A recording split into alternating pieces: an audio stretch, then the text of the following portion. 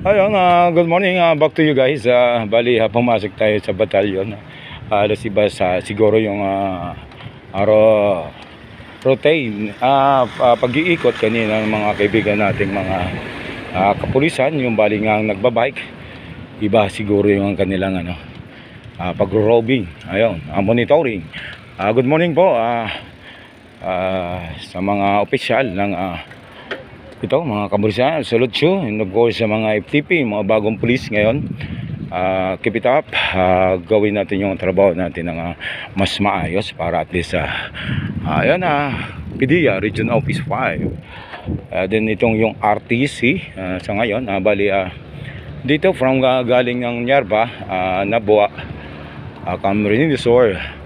Then doon sila magti-training. Then pagkatapos ng training doon is didiretso at bababa dito sa RTC 5. Ayan.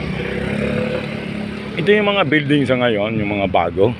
Ito yung Discovery Court, tagapagtupad multipurpose building. Ayan, napakaluwag guys. Then ito yung welcome PRO 5 firing range, Camp General Simeon A. Olaj Legazpi City. Ayun, bali standby muna tayo ngayon.